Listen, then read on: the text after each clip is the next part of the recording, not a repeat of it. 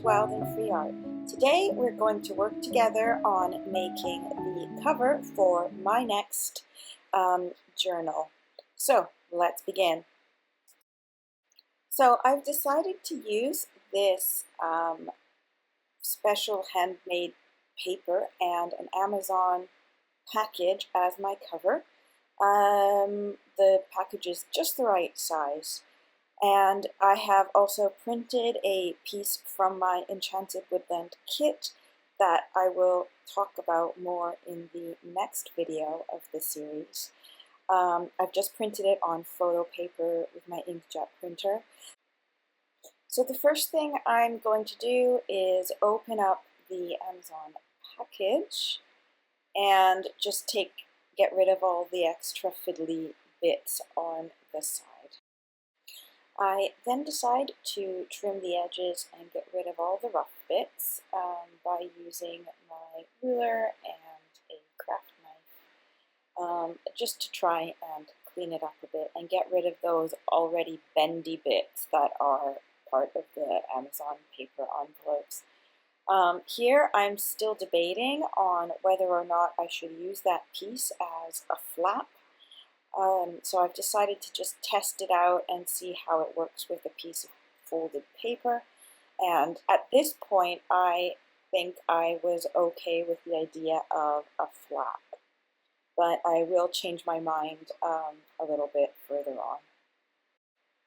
So now I've trimmed everything. I realized that with all the folding and the pieces of the box, I need to reinforce the spine a little bit. So I just used a piece of leftover cardstock. It was the cover of a drawing pad or a scrapbook paper pad, I believe.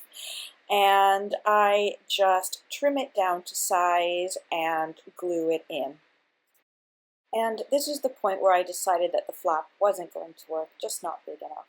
So I just cut it off and I placed it under a weight in order to make sure that the spine was well. So now everything is pressed and the spine is stuck on nicely.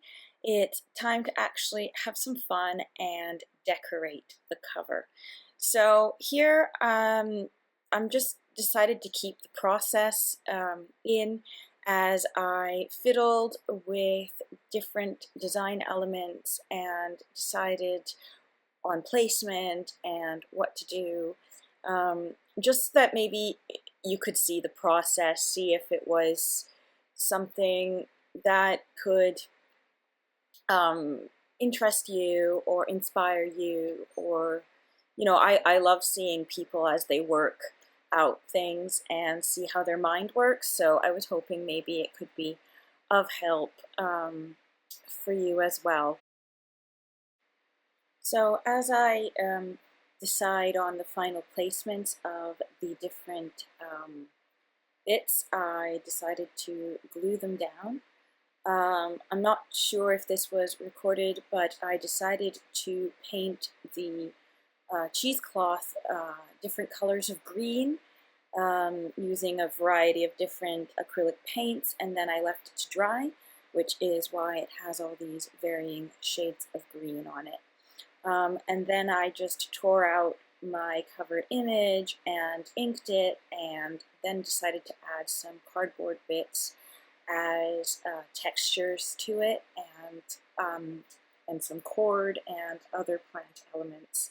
I just really like being able to touch and feel the covers. So as I was absolutely sure of each placement, I glued it down and then pressed it all to make sure everything was well stuck on. So after it's all dried, I just trim off the excess paper overlap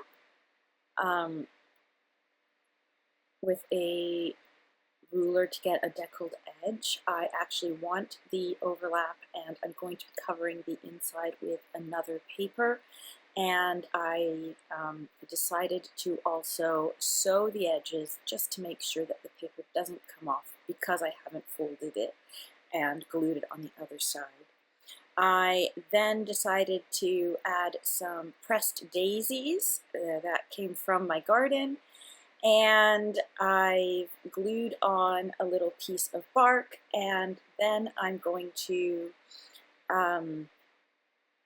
just add the piece of rope and let that fully dry. I then decided that it needed to be sewn on just to make it secure, which is what I will be doing shortly. But first I decided that this little piece of cheesecloth that was hanging over needed to find another space. So I folded it over and pinned it with and glued it slightly, added some charms to a safety pin, and then just left it there to hang. At this point, I've decided that the string needs to be glued, and I decided to use some black, not glued, sorry, to be sewn by hand. So I decided to use some black embroidery thread and make some X's on it just to add a decorative element, but also to add a little bit of extra security. So in order to be sure that everything got poked through in the right space, I pre-punched the holes on either side of the rope in sets of 4 so that I could make the X pattern. And so I did that and continued down the entire way, securing every once in a while and adding a piece of tape just to be extra sure that the knot didn't come undone.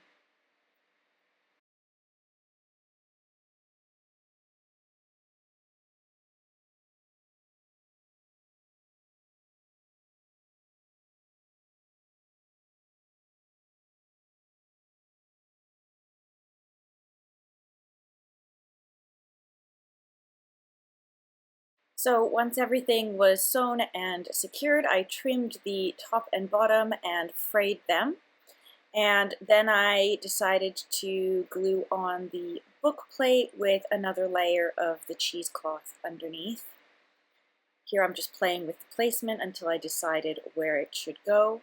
In the end, I decided to also add a layer of corrugated cardboard, and I used small brads to fix the plate on safely.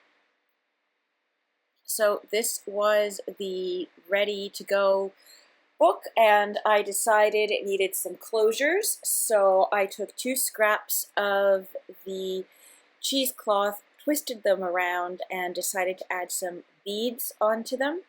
And here I got creative because I was struggling. Although the needle went through the beads, it would not take the cheesecloth through it and then go through with the bead. So I had to get creative, and I took a piece of copper wire that I had beading wire. It can be any kind.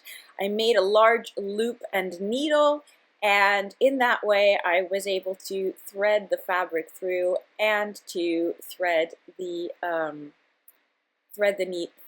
bead. But the problem was the beads wouldn't stay secure. So I took another piece and I decided to make a little hook for it. So here you can see I basically made a loop on one end, threaded the beads, and then made another loop on the top to secure, making a sort of dangle. Having done the dangle, I then was able to thread that onto the book and onto the cheesecloth, and then I sewed it in to make sure it was extra safe. And that is the cover completed. So if you would like to find out what happens when I sew the signature in for the next one, please make sure you have liked and subscribed and hit the little bell so that you don't miss when that episode is published. In the meantime, happy crafting. Bye-bye.